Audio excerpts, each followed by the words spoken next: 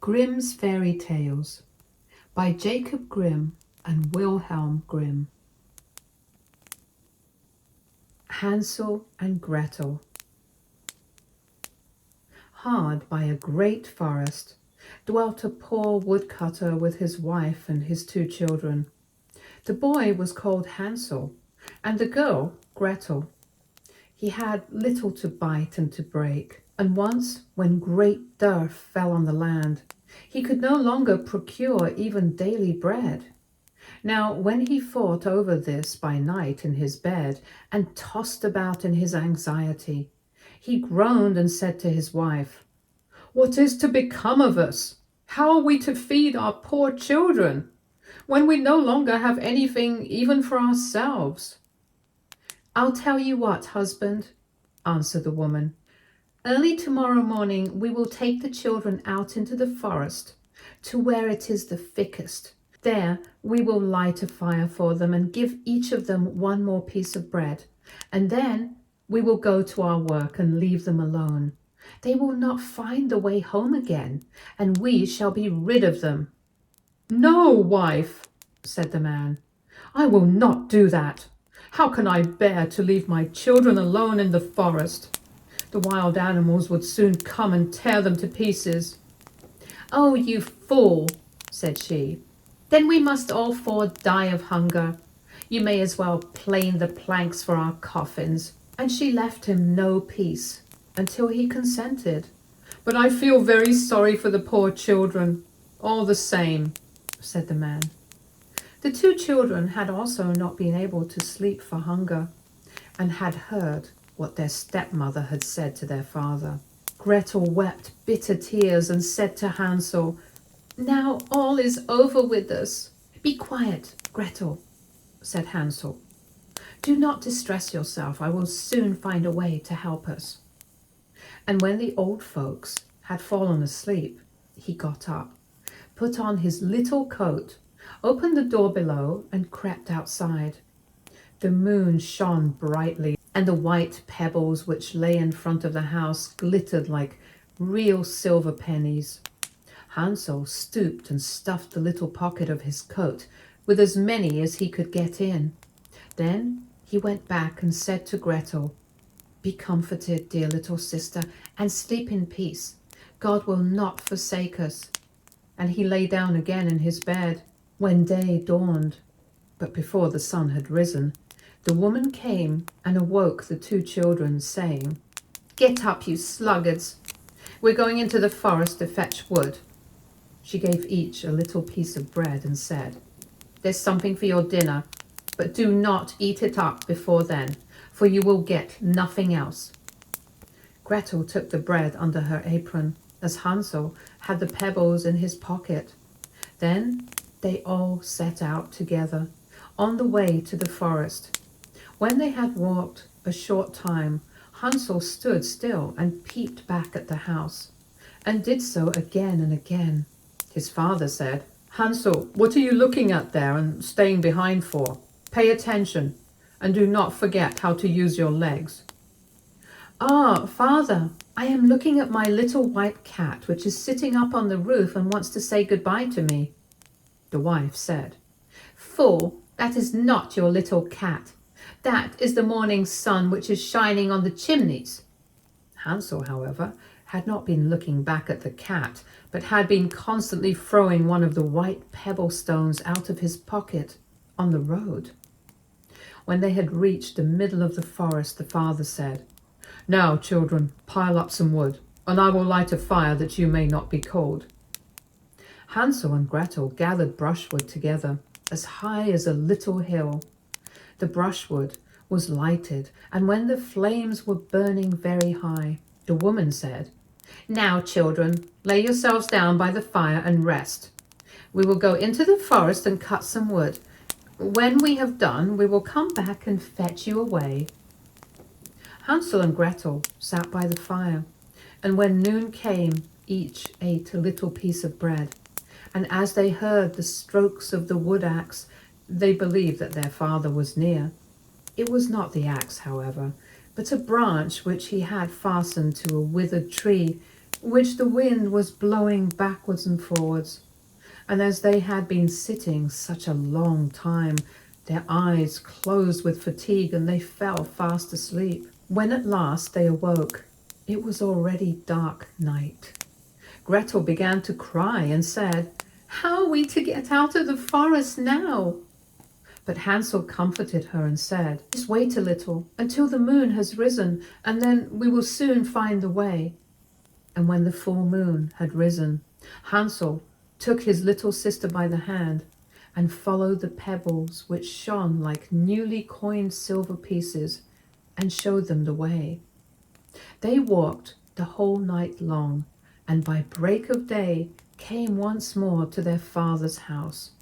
They knocked at the door, and when the woman opened it and saw that it was Hansel and Gretel, she said, "You naughty children, why have you slept so long in the forest? We thought you were never coming back at all." The father, however, rejoiced, for it had cut him to the heart to leave them behind alone. Not long afterwards there was once more great dearth throughout the land, and the children heard their mother saying at night to their father, "Everything is eaten again. We have 1/2 loaf left, and that is the end. The children must go. We will take them farther into the wood, so that they will not find their way out again. There is no other means of saving ourselves." The man's heart was heavy, and he thought, "It would be better for you to share the last mouthful with your children." The woman, however, would listen to nothing that he had to say, but scolded and reproached him. He who says A must say B likewise, and as he had yielded the first time, he had to do so a second time also. The children, however, were still awake and had heard the conversation. When the old folks were asleep, Hansel again got up and wanted to go out and pick up pebbles as he had done before, but the woman had locked the door, and Hansel could not get out. Nevertheless, he comforted his little sister and said, "Do not cry, Gretel. Go to sleep quietly. The good God will help us." Early in the morning came the woman and took the children out of their beds. Their piece of bread was given to them, but it was still smaller than the time before. On the way into the forest, Hansel crumbled his in his pocket, and often stood still and threw a morsel on the ground. "Hansel, why do you stop and look round?" said the father. "Go on." "I'm looking back at my little pigeon which is sitting on the roof and wants to say goodbye to me," answered Hansel. "Fool," said the woman, "that is not your little pigeon. That is the morning sun that is shining on the chimney." Hansel, however, little by little threw all the crumbs on the path. The woman led the children still deeper into the forest, where they had never in their lives been before. Then a great fire was again made, and the mother said, "Just sit there, you children, and when you're tired, you may sleep a little. We're going into the forest to cut wood, and in the evening, when we are done, we will come and fetch you away." When it was noon, Gretel shared her piece of bread with Hansel, who had scattered his by the way.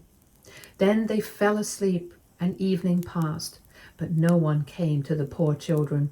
They did not awake until it was dark night, and Hansel comforted his little sister and said, "Just wait, Gretel, until the moon rises, and then we shall see the crumbs of bread which I have strewn about.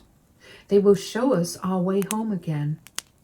When the moon came, they set out, but they found no crumbs, for the many thousands of birds which fly about in the woods and fields had picked them all up. Hansel said to Gretel, "We shall soon find the way." But they did not find it. They walked the whole night, and all the next day too, from morning till evening, but they did not get out of the forest and were very hungry, for they had nothing to eat but 2 or 3 berries, which grew on the ground. And as they were so weary that their legs would carry them no longer, they lay down beneath a tree and fell asleep. It was now 3 mornings since they had left their father's house. They began to walk again, but they always came deeper into the forest, and if help did not come soon, they must die of hunger and weariness. When it was midday, they saw a beautiful snow-white bird sitting on a bough, which sang so delightfully that they stood still and listened to it. And when its song was over, it spread its wings and flew away before them, and they followed it until they reached a little house, on the roof of which it alighted.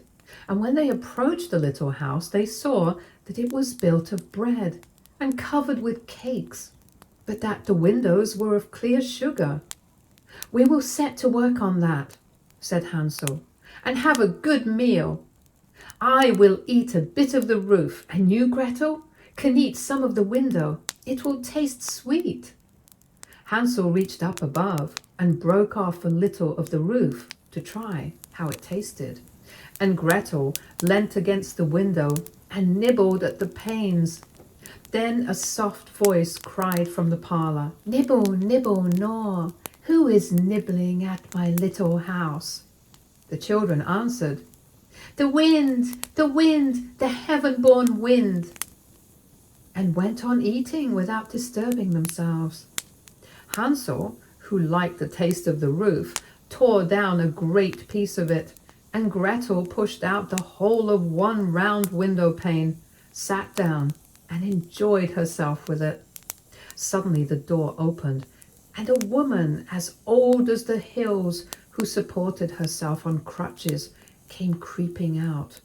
Hansel and Gretel were so terribly frightened that they let fall what they had in their hands. The old woman, however, nodded her head and said, "Oh, you dear children, who has brought you here? Do come in and stay with me. No harm shall happen to you."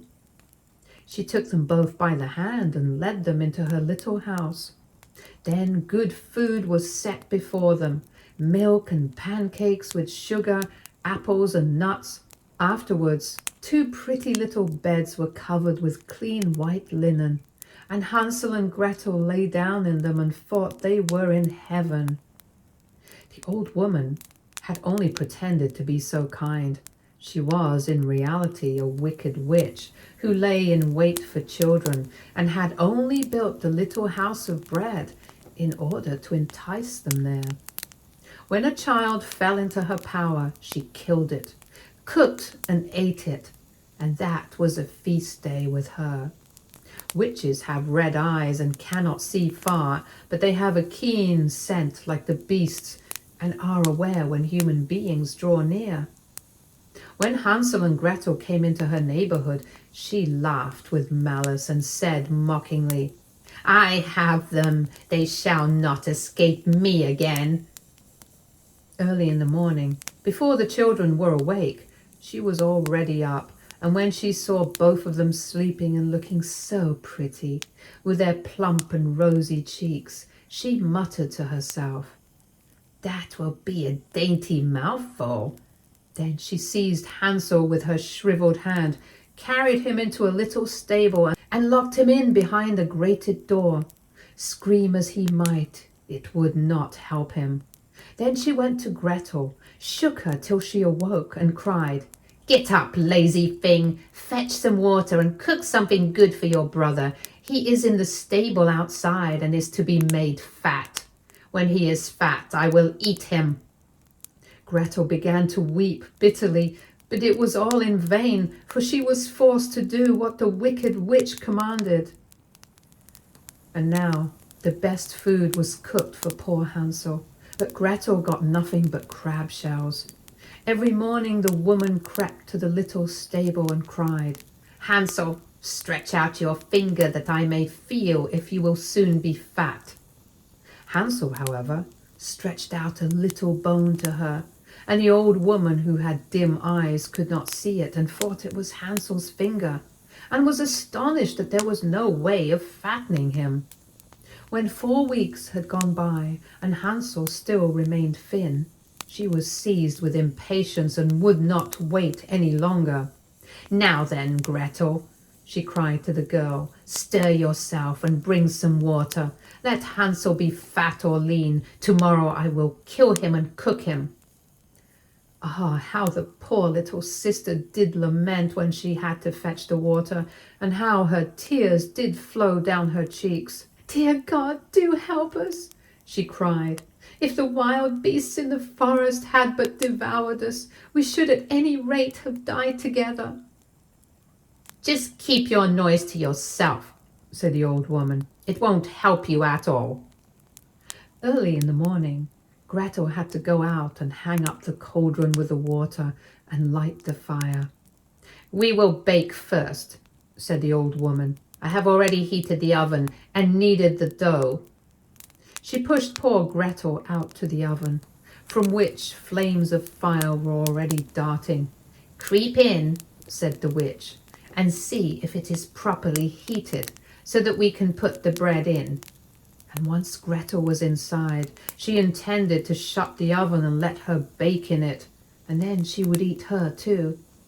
But Gretel saw what she had in mind and said, "I do not know how I am to do it. How do I get in?" "Silly goose," said the old woman. "The door is big enough. Just look. I can get in myself."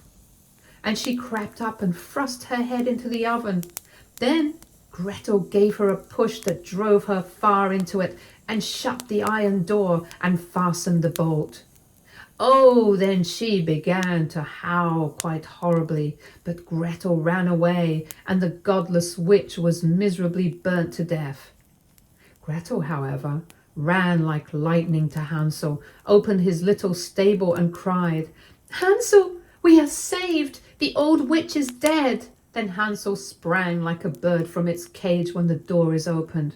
How they did rejoice and embrace each other, and dance about and kiss each other. And as they had no longer any need to fear her, they went into the witch's house, and in every corner there stood chests full of pearls and jewels. "These are far better than pebbles," said Hansel, and thrust into his pockets whatever could be got in.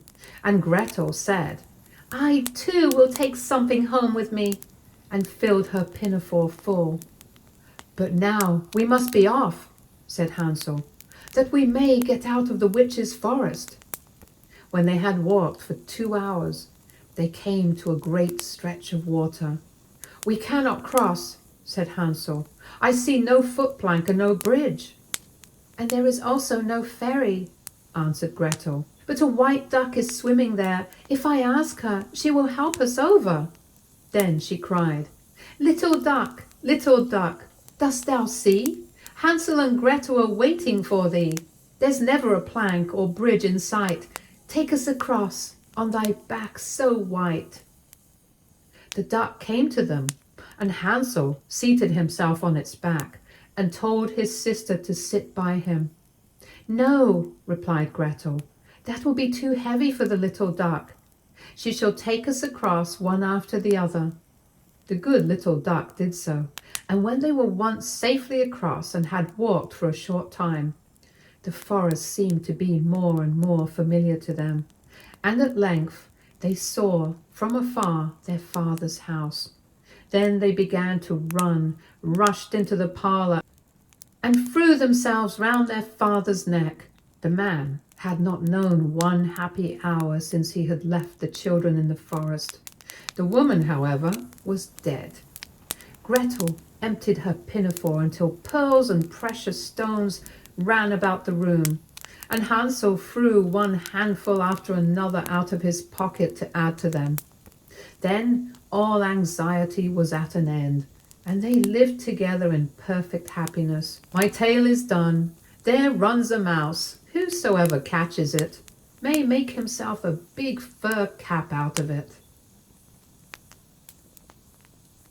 Little Red Cap, Little Red Riding Hood. Once upon a time, there was a dear little girl who was loved by everyone who looked at her, but most of all by her grandmother. And there was nothing that she would not have given to the child. Once she gave her a little cap of red velvet, which suited her so well that she would never wear anything else. So she was always called Little Red Cap. One day her mother said to her, "Come, Little Red Cap, here is a piece of cake and a bottle of wine. Take them to your grandmother. She is ill and weak, and they will do her good. Set out before it gets hot. And when you are going, walk nicely and quietly, and do not run off the path, or you may fall and break the bottle, and then your grandmother will get nothing. And when you go into her room, don't forget to say, 'Good morning,' and don't peep into every corner before you do it." "I will take great care," said Little Red Cap to her mother, and gave her hand on it. The grandmother lived out in the wood, half a league from the village, and just as Little Red Cap entered the wood, a wolf met her. Red Cap did not know what a wicked creature he was, and was not at all afraid of him. "Good day, Little Red Cap," said he. "Thank you kindly, Wolf." "Whither away so early, Little Red Cap?" "To my grandmother's." "What have you got in your apron?" "Cake and wine. Yesterday was baking day, so poor sick grandmother is to have something good to make her stronger." "Where does your grandmother live, Little Red Cap?" "A good quarter of a league, farther on in the wood. Her house stands under the 3 large oak trees. The nut trees are just below. You surely must know it," replied Little Red Cap. The wolf thought to himself, "What a tender young creature, what a nice plump mouthful. She will be better to eat than the old woman. I must act craftily so as to catch both." So he walked for a short time by the side of Little Red Cap, and then he said, "See, Little Red Cap, how pretty the flowers are about here. Why do you not look round? I believe, too, that you do not hear how sweetly the little birds are singing. You walk gravely along as if you were going to school, while everything else out here in the wood is merry."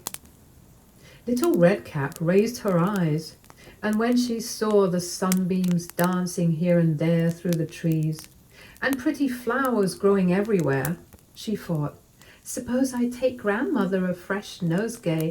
That would please her too. It is so early in the day that I shall still get there in good time." And so she ran from the path into the wood to look for flowers. And whenever she had picked one, she fancied that she saw a still prettier one farther on, and ran after it, and so got deeper and deeper into the wood. Meanwhile, the wolf ran straight to the grandmother's house and knocked at the door. "Who is there?" "Little Red Cap," replied the wolf. "She is bringing cake and wine. Open the door." "Lift the latch," called out the grandmother. "I am too weak and cannot get up." The wolf lifted the latch. The door sprang open, and without saying a word, he went straight to the grandmother's bed and devoured her. Then he put on her clothes, dressed himself in her cap, laid himself in bed and drew the curtains. Little Red Cap, however, had been running about picking flowers, and when she had gathered so many that she could carry no more, she remembered her grandmother and set out on the way to her.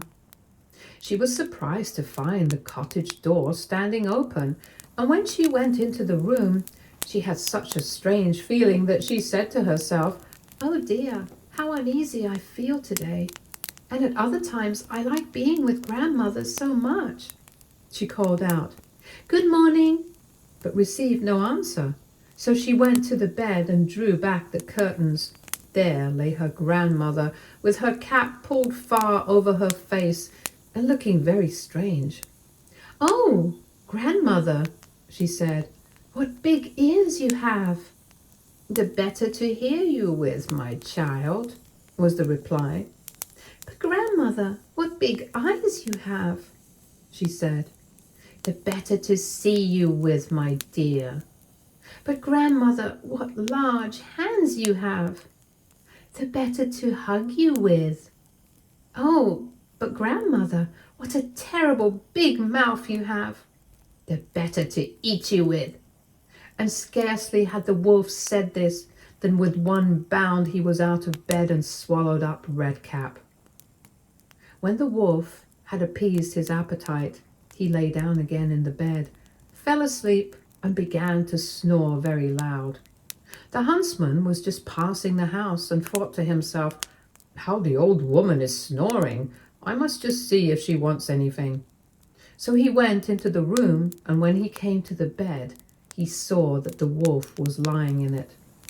"Do I find you here, you old sinner?" said he. "I have long sought you." Then, just as he was going to fire at him, it occurred to him that the wolf might have devoured the grandmother and that she might still be saved. So he did not fire, but took a pair of scissors and began to cut open the stomach of the sleeping wolf. When he had made 2 snips, he saw the little Redcap shining, and then he made 2 snips more, and the little girl sprang out crying.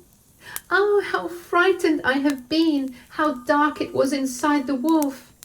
And after that, the aged grandmother came out alive also, but scarcely able to breathe. Redcap, however, quickly fetched great stones with which they filled the wolf's belly, and when he awoke, he wanted to run away, but the stones were so heavy that he collapsed at once and fell dead.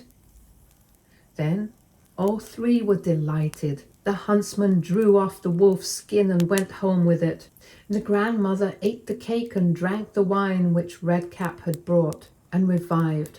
But Redcap thought to herself, "As long as I live, I will never by myself leave the path to run into the wood, when my mother has forbidden me to do so." It also related that once when Redcap was again taking cakes to the old grandmother, another wolf spoke to her and tried to entice her from the path. Redcap, however, was on her guard and went straight forward on her way, and told her grandmother that she had met the wolf, and that he had said "Good morning" to her, but with such a wicked look in his eyes that if they had not been on the public road, she was certain he would have eaten her up. "Well," said the grandmother, "we will shut the door, that he may not come in." Soon afterwards the wolf knocked and cried, "Open the door, grandmother. I am little Redcap, and I am bringing you some cakes." But they did not speak or open the door. So the greybeard stole twice or thrice round the house, and at last jumped on the roof, intending to wait until Redcap went home in the evening, and then to steal after her and devour her in the darkness. But the grandmother saw what was in his thoughts. In front of the house was a great stone trough. So she said to the child, "Take the pail, Redcap. I made some sausages yesterday, so carry the water in which I boil them to the trough." Redcap carried until the great trough was quite full. Then the smell of the sausages reached the wolf, and he sniffed and peeped down, and at last stretched out his neck so far that he could no longer keep his footing and began to slip, and slipped down from the roof straight into the great trough and was drowned. But Redcap went joyously home, and no one ever did anything to harm her again. Snow White and Rose Red. There was once a poor widow who lived in a lonely cottage.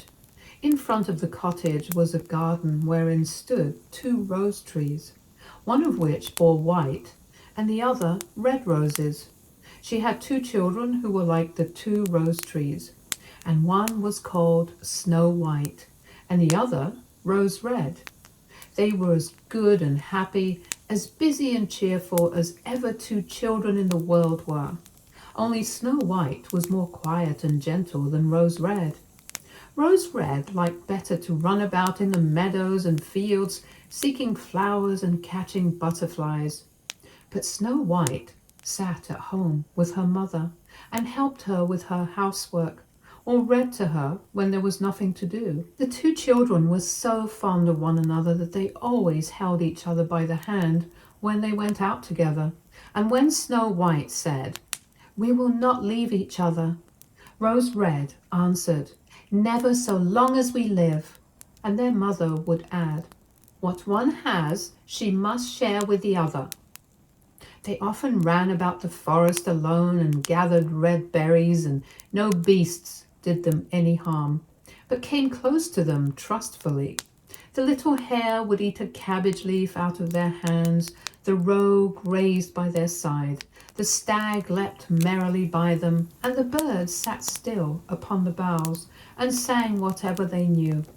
No mishap overtook them. If they had stayed too long in the forest and night came on, they laid themselves down near one another upon the moss and slept until morning came, and their mother knew this and did not worry on their account. Once, when they had spent the night in the wood and the dawn had roused them, they saw a beautiful child in a shining white dress sitting near their bed. He got up and looked quite kindly at them, but said nothing and went into the forest. And when they looked round, they found that they had been sleeping quite close to a precipice and would certainly have fallen into it in the darkness if they had gone only a few paces further. And their mother told them that it must have been the angel who watches over good children. Snow White and Rose Red kept their mother's little cottage so neat that it was a pleasure to look inside it. In the summer, Rose Red took care of the house, and every morning laid a wreath of flowers by her mother's bed before she awoke, in which was a rose from each tree. In the winter, Snow White lit the fire and hung the kettle on the hob. The kettle was of brass and shone like gold, so brightly was it polished. In the evening, when the snowflakes fell, the mother said, "Go, Snow White, and bolt the door." And then they sat round the hearth, and the mother took her spectacles and read aloud out of a large book, and the two girls listened as they sat and spun. And close by them lay a lamb upon the floor, and behind them upon a perch sat a white dove with its head hidden beneath its wings. One evening, as they were thus sitting comfortably together, someone knocked at the door as if he wished to be let in. The mother said, "Quick, Rose Red, open the door. It must be a traveller who's seeking shelter." Rose Red went and pushed back the bolt, thinking that it was a poor man, but it was not.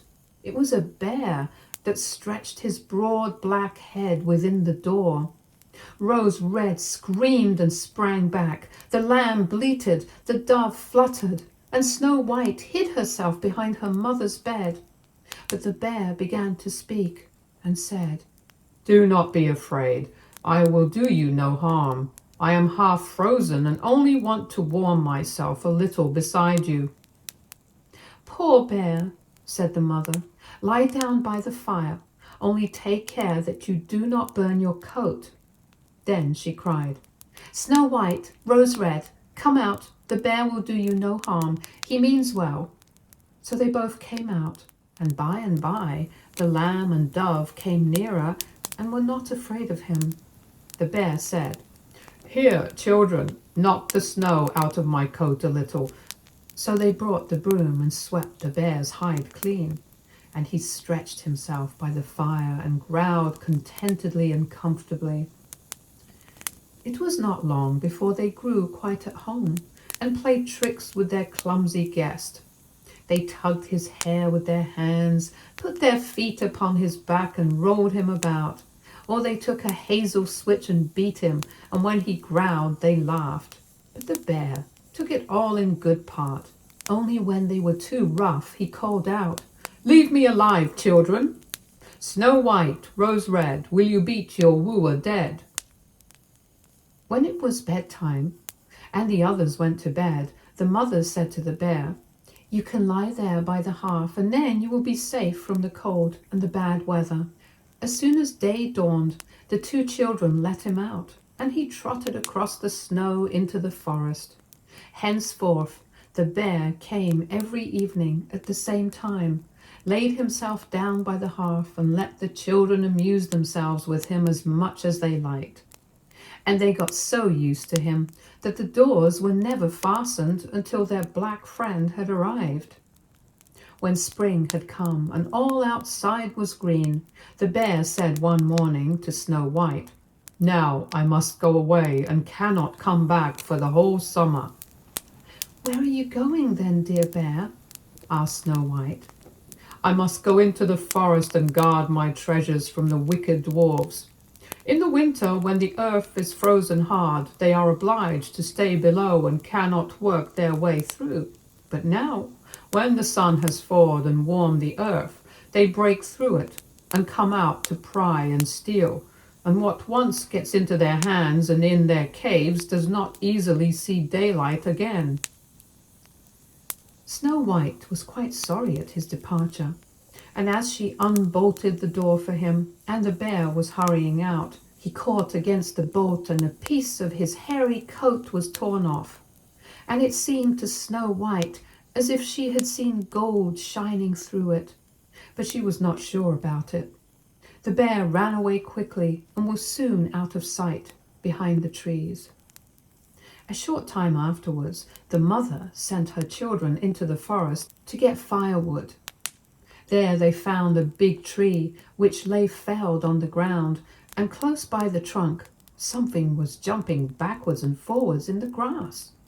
But they could not make out what it was. When they came nearer, they saw a dwarf with an old withered face and a snow-white beard a yard long. The end of the beard was caught in a crevice of the tree, and the little fellow was jumping about like a dog tied to a rope, and did not know what to do. He glared at the girls with his fiery red eyes and cried, "Why do you stand there? Can you not come here and help me?" "What are you up to, little man?" asked Rose Red. "You stupid prying goose," answered the dwarf. "I was going to split the tree to get a little wood for cooking. The little bit of food that we people get is immediately burnt up with heavy logs. We do not swallow so much as you coarse, greedy folk. I had just driven the wedge safely in and everything was going as I wished. But the cursed wedge was too smooth and suddenly sprang out, and the tree closed so quickly that I could not pull out my beautiful white beard. So now it is tight and I cannot get away, and the silly, sleek, milk-faced things laugh. Ugh, how odious you are!" The children tried very hard, but they could not pull the beard out. It was caught too fast. "I will run and fetch someone," said Rose Red. "You senseless goose," snarled the dwarf. "Why should you fetch someone? You are already too many for me. Can you not think of something better?" "Don't be impatient," said Snow White. "I will help you." And she pulled her scissors out of her pocket and cut off the end of the beard. As soon as the dwarf felt himself free, he laid hold of a bag which lay amongst the roots of the tree, and which was full of gold, and lifted it up, grumbling to himself, "Uncouth people, to cut off a piece of my fine beard! Bad luck to you!"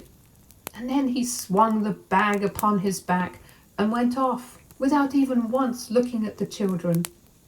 Some time afterwards, Snow White and Rose Red went to catch a dish of fish. As they came near the brook, they saw something like a large grasshopper jumping towards the water, as if it were going to leap in. They ran to it and found it was the dwarf. "Where are you going?" said Rose Red. "You surely don't want to go into the water?" "I'm not such a fool," cried the dwarf. "Don't you see that the accursed fish wants to pull me in?" The little man had been sitting there fishing, and unluckily the wind had tangled up his beard with the fishing line. A moment later a big fish made a bite, and the feeble creature had not strength to pull it out. The fish kept the upper hand and pulled the dwarf towards him. He held on to all the reeds and rushes, but it was of little good, for he was forced to follow the movements of the fish and was in urgent danger of being dragged into the water. The girls came just in time. They held him fast and tried to free his beard from the line, but all in vain. Beard and line were entangled fast together. there was nothing to do but to bring out the scissors and cut the beard, whereby a small part of it was lost. When the dwarf saw that, he screamed out, "Is that civil, you toadstool, to disfigure a man's face? Was it not enough to clip off the end of my beard? Now you have to cut off the best part of it. I cannot let myself be seen by my people. I wish you had been made to run the soles of your shoes." Then he took out a sack of pearls which lay in the rushes, and without another word he dragged it away and disappeared behind a stone. It happened that soon afterwards the mother sent the two children to the town to buy needles and thread and laces and ribbons. The road led them across a heath upon which huge pieces of rock lay strewn about. There they noticed a large bird hovering in the air, flying slowly round and round above them. It sank lower and lower, and at last settled near a rock not far away. Immediately they heard a loud, piteous cry. They ran up and saw with horror that the eagle had seized their old acquaintance, the dwarf, and was going to carry him off. The children, full of pity, at once took tight hold of the little man and pulled against the eagle so long that at last he let his booty go. As soon as the dwarf had recovered from his first fright, he cried with his shrill voice, "Could you not have done it more carefully? You dragged at my brown coat so that it is all torn and full of holes, you clumsy creatures." Then he took up a sack full of precious stones and slipped away again under the rock into his hole. The girls, who by this time were used to his ingratitude, went on their way and did their business in town. As they crossed the heath again, on their way home, they surprised the dwarf, who had emptied out his bag of precious stones in a clean spot and had not thought that anyone would come there so late. The evening sun shone upon the brilliant stones. They glittered and sparkled with all colors so beautifully that the children stood still and stared at them. "Why do you stand gaping there?" cried the dwarf, and his ashen grey face became copper red with rage. He was still cursing when a loud growling was heard, and a black bear came trotting towards them out of the forest. The dwarf sprang up in a fright, but he could not reach his cave, for the bear was already close. Then, in the dread of his heart, he cried, "Dear Mr. Bear, spare me. I will give you all my treasures. Look, the beautiful jewels lying there. Grant me my life. What do you want with such a slender little fellow as I? You would not feel me between your teeth. Come, take these two wicked girls. They are tender morsels for you, fat as young quails. For mercy's sake, eat them." The bear took no heed of his words, but gave the wicked creature a single blow with his paw, and he did not move again. The girls had run away, but the bear called to them, "Snow White and Rose Red, do not be afraid. Wait, I will come with you." Then they recognized his voice and waited. And when he came up to them, suddenly his bearskin fell off, and he stood there, a handsome man, clothed all in gold. "I am a king's son," he said, "and I was bewitched by that wicked dwarf who had stolen my treasures. I have had to run about the forest as a savage bear until I was freed by his death. Now he has got his well-deserved punishment." Snow White was married to him, and Rose Red to his brother, and they divided between them the great treasure which the dwarf had gathered together in his cave. The old mother lived peacefully and happily with her children for many years. She took the two rose trees with her, and they stood before her window, and every year bore the most beautiful roses, white and red. Rapunzel. There were once a man and a woman who had long in vain wished for a child. At length, the woman hoped that God was about to grant her desire. These people had a little window at the back of their house from which a splendid garden could be seen, which was full of the most beautiful flowers and herbs. It was, however, surrounded by a high wall, and no one dared to go into it because it belonged to an enchantress who had great power and was dreaded by all the world. One day the woman was standing by this window and looking down into the garden, when she saw a bed which was planted with the most beautiful rampion, Rapunzel, and it looked so fresh and green that she longed for it. She quite pined away and began to look pale and miserable. Then her husband was alarmed and asked, "What ails you, dear wife?" "Ah," she replied, "if I can't eat some of the rampion, which is in the garden behind our house, I shall die." The man, who loved her, thought, "Sooner than let your wife die, bring her some of the rampion yourself. Let it cost what it will." At twilight, he clambered down over the wall into the garden of the enchantress, hastily clutched a handful of rampion, and took it to his wife. She at once made herself a salad of it and ate it greedily. It tasted so good to her, so very good, that the next day she longed for it 3 times as much as before.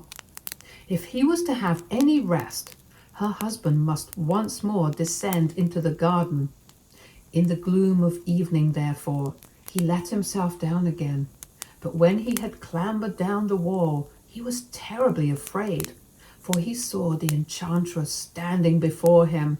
"How can you dare," said she with angry look, "descend into my garden and steal my rampion like a thief? You shall suffer for it." "Ah," answered he, "let mercy take the place of justice. I only made up my mind to do it out of necessity. My wife saw your rampion from the window and felt such a longing for it that she would have died if she had not got some to eat." Then the enchantress allowed her anger to be softened and said to him, "If the case be as you say, I will allow you to take away with you as much rampion as you will. Only I make one condition. You must give me the child which your wife will bring into the world. It shall be well treated, and I will care for it like a mother." The man, in his terror, consented to everything, and when the woman was brought to bed, the enchantress appeared at once, gave the child the name of Rapunzel, and took it away with her. Rapunzel grew into the most beautiful child under the sun. When she was 12 years old, the enchantress shut her into a tower which lay in a forest and had neither stairs nor door, but quite at the top was a little window. When the enchantress wanted to go in, she placed herself beneath it and cried, "Rapunzel, Rapunzel, let down your hair to me." Rapunzel had magnificent long hair, fine as spun gold, and when she heard the voice of the enchantress, she unfastened her braided tresses, wound them round one of the hooks of the window above, and then the hair fell 20 ells down, and the enchantress climbed up by it. After a year or 2, it came to pass that the king's son rode through the forest and passed by the tower. Then he heard a song which was so charming that he stood still and listened. This was Rapunzel, who in her solitude passed her time in letting her sweet voice resound. The king's son wanted to climb up to her and looked for the door of the tower, but none was to be found. He rode home, but the singing had so deeply touched his heart that every day he went out into the forest and listened to it. Once, when he was thus standing behind a tree, he saw that an enchantress came there, and he heard how she cried, "Rapunzel, Rapunzel, let down your hair to me." Then Rapunzel let down the braids of her hair, and the enchantress climbed up to her. "If that is the ladder by which one mounts, I too will try my fortune," said he. And the next day, when it began to grow dark, he went to the tower and cried, "Rapunzel, Rapunzel, let down your hair to me." Immediately the hair fell down, and the king's son climbed up. At first Rapunzel was terribly frightened when a man, such as her eyes had never yet beheld, came to her. But the king's son began to talk to her quite like a friend, and told her that his heart had been so stirred that it had let him have no rest, and he had been forced to see her. Then Rapunzel lost her fear, and when he asked her if she would take him for her husband, and she saw that he was young and handsome, she thought, "He will love me more than old Dame Gothel does." And she said yes, and laid her hand in his. She said, "I will willingly go away with you, but I do not know how to get down. Bring with you a skein of silk every time that you come, and I will weave a ladder with it. And when that is ready, I will descend, and you will take me on your horse." They agreed that until that time he should come to her every evening, for the old woman came by day. The enchantress remarked nothing of this, until once Rapunzel said to her, "Tell me, Dame Gothel, how it happens that you are so much heavier for me to draw up than the young king's son. He is with me in a moment." "Ah, you wicked child," cried the enchantress. "What do I hear you say? I thought I had separated you from all the world, and yet you have deceived me." In her anger, she clutched Rapunzel's beautiful tresses, wrapped them twice round her left hand, seized a pair of scissors with the right, and snip, snap, they were cut off, and the lovely braids lay on the ground. And she was so pitiless that she took poor Rapunzel into a desert where she had to live in great grief and misery. On the same day that she cast out Rapunzel, however, the enchantress fastened the braids of hair which she had cut off to the hook of the window, and when the king's son came and cried, "Rapunzel, Rapunzel, let down your hair to me," she let the hair down. The king's son ascended, but instead of finding his dearest Rapunzel, he found the enchantress, who gazed at him with wicked and venomous looks. "Aha!"